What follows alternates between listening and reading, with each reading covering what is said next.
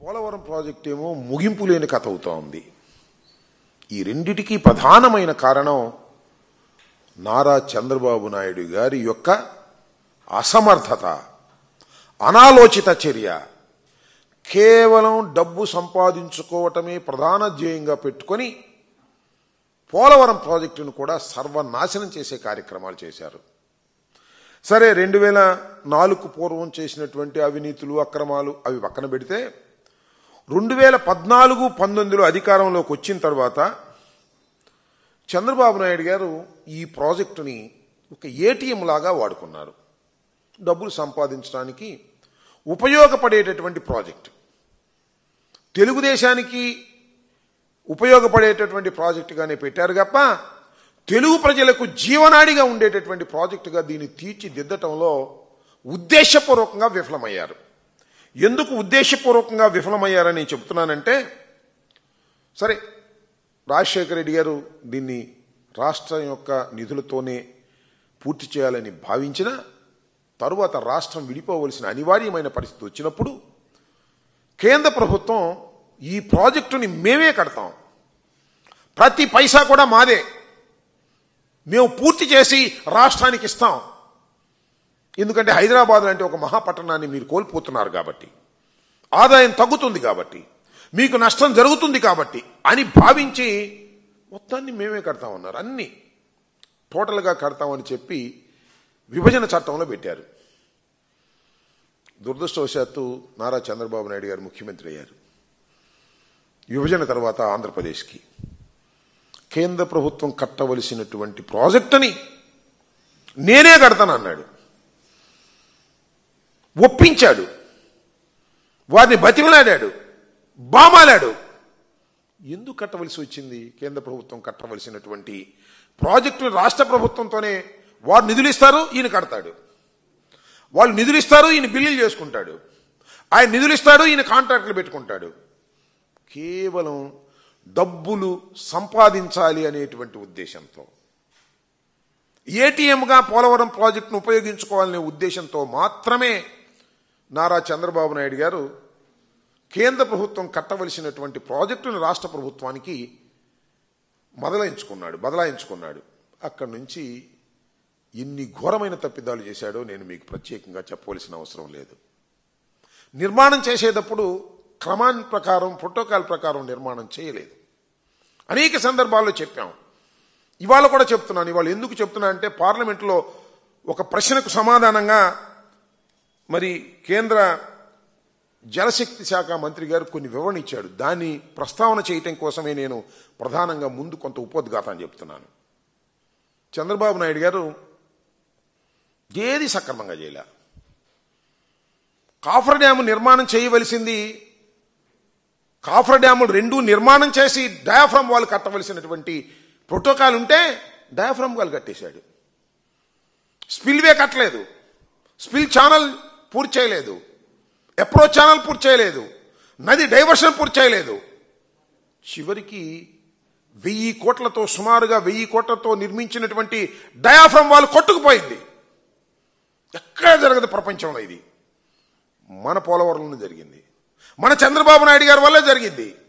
అదేమంటే మా మీద రుద్దేటటువంటి ప్రయత్నం చేస్తాడు. అనేక సందర్భాల్లో చెప్పా బహిరంగ చర్చకు సిద్ధము అని, కానీ సమాధానం చెప్పరు.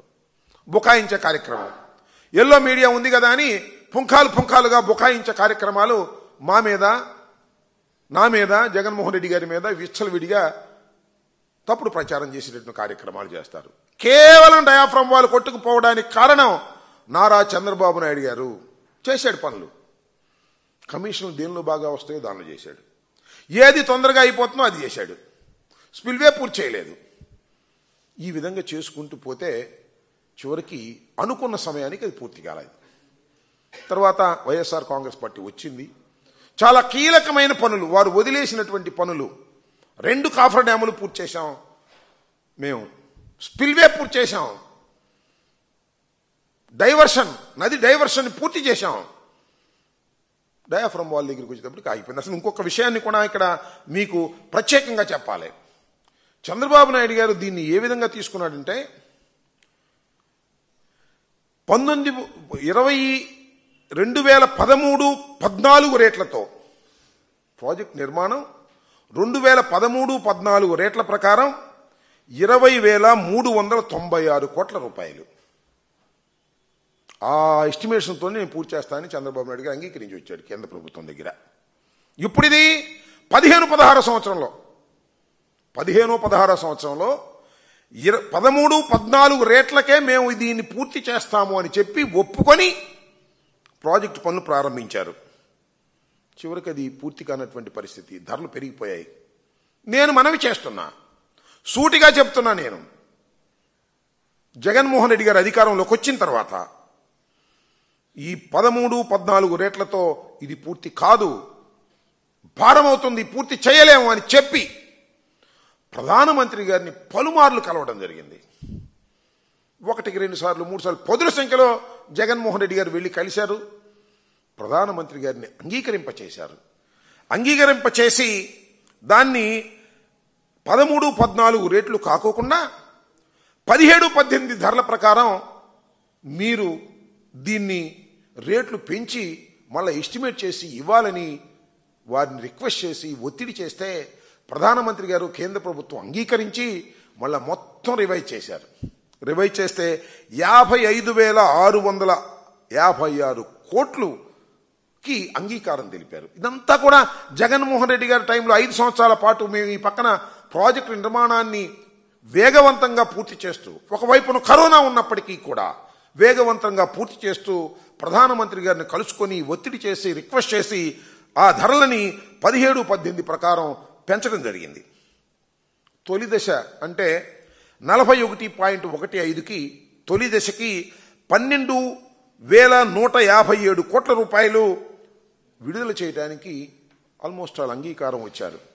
అప్పుడు జలశక్తి కార్యదర్శి ముఖర్జీ దాన్ని క్యాబినెట్కి పంపించేటటువంటి ప్రయత్నం చేసినప్పుడు అప్పుడే కుదిరిందండి. జనసేన, తెలుగుదేశం, భారతీయ జనతా పార్టీ కలయిక పోటీ చేయాలనేది. ఏమంటే చంద్రబాబు నాయుడు గారు విషం పాచిక వేశాడు. ఇప్పుడు దీన్ని మీరు రిలీజ్ చేస్తే, దీన్ని మీరు అంగీకరిస్తే మాకు నష్టం జరిగింది కాబట్టి అట్ట మేనేజ్ చేసి రిలీజ్ కాకుండా చేశారు. వాస్తవంగా అయితే ఖచ్చితంగా అది జగన్మోహన్ రెడ్డి గారి టైంలోనే ఆ డబ్బులు కూడా విడుదలయ్యి పనులు సాగాల్సిన పరిస్థితి ఉంటే ఆయన దాన్ని ఆపగలిగాడు. అది జరిగిపోయింది, అది వేరే విషయం అనుకోండి. నేను ఇక్కడ ప్రత్యేకంగా చెప్పాలనుకుంటున్నటువంటి అంశం ఏమిటంటే, ఇవాళ జలశక్తి మంత్రి గారిని పార్లమెంట్లో ప్రశ్నిస్తే ఆయన చెప్పిన సమాధానం ఏంటంటే 55,656 కోట్లు కాదట, కేవలం 30.436 కోట్లకే బడ్జెట్ను పరిమితం చేశామని చెప్పారు. అంటే 55,656 కోట్లు ఖర్చు పెట్టవలసినటువంటి పోలవరం ప్రాజెక్టుని కేవలం 30.436 కోట్లకే పరిమితం చేశాము, దాంతో ఫుల్ స్టాప్ అయిపోయింది అన్నారు. దీనిలో అంశం ఏంటో తెలుసా? కేవలం నిర్వాసితులు పునరావాసం భూసేకరణకే 55,656 కోట్లలో 33,000 కోట్లు ఖర్చు పెట్టవలసినటువంటి పరిస్థితి ఉంటుంది. ఇలాంటి పరిస్థితుల్లో చంద్రబాబు నాయుడు గారు ఎందుకు కాముగా ఊరుకున్నాడో నాకు అర్థం కాలేదు. అంటే ఇక్కడ గమనించాల్సింది ఏంటంటే 41.15 మొదటి దశ, 45.72 సెకండ్ దశ. మొదటి దశకే నిధులు మంజూరు చేశారు, మిగతాది లేవుపోమన్నారు. దాని ఆలోచన ఏంటి? దాని అర్థం ఏంటంటే ఇక మేమేమో అన్నారు. అంటే 41.15కు మాత్రమే ఈ పోలవరం ప్రాజెక్టు పరిమితం చేశారు, కాదని చెప్పమని అడుగుతున్నా. అనేక సందర్భాల్లో అడిగా, కాదని చెప్పండి, వీళ్ళు చెప్తారు కాదని. వీళ్ళు కాదు చెప్పాల్సింది, జలశక్తి శాఖ మంత్రి చెప్పాలా, కేంద్ర ప్రభుత్వం చెప్పాలా. దీంతో పూర్తి చేశారు. తీవ్రమైనటువంటి అన్యాయం. ఏ కలలైతే కని పోలవరం ప్రాజెక్టును ప్రారంభించామో, అంటే 45.72 మీటర్ల ఎత్తులో నీళ్లు నిలిపితే 194 టీఎంసీలు దానిలో ఉంటాయి. అప్పుడు 7,20,000 ఎకరాలకి నీరిస్తాం. కృష్ణా డెల్టాకి, గోదావరి డెల్టాకి స్థిరీకరణ చేయడానికి పనికొస్తుంది. ఉత్తరాంధ్రాకి సంబంధించి 68.8 టీఎంసీలు ఇవ్వడానికి పనికొస్తుంది. కేవలం ఇది 41.15కు మాత్రమే పరిమితం చేస్తే 115 టీఎంసీలు మాత్రమే నిల్వ చేసే అవకాశం ఉంటుంది. కేవలం అది ఎలా తయారవుతుందంటే బ్యారేజ్ లాగా తయారవుతుంది. ప్రాజెక్టు ఉండదు, బ్యారేజ్ లాగా తయారయ్యే పరిస్థితి ఉంటుంది. కానీ చంద్రబాబు నాయుడు గారు అంగీకరించారు. ఇది తీవ్రమైనటువంటి ద్రోహం ఆంధ్ర రాష్ట్రానికని మనవి చేస్తున్నా. ఏ విధంగా అయితే ఆ రోజున చంద్రబాబు నాయుడు గారు స్పెషల్ ప్యాకేజీని మంటగలిపాడో, ఇవాళ పోలవరం ప్రాజెక్టును కూడా మంటగలిపేటటువంటి కార్యక్రమానికి వాళ్ళ దిగజారిపోయాడు చంద్రబాబు నాయుడు గారు.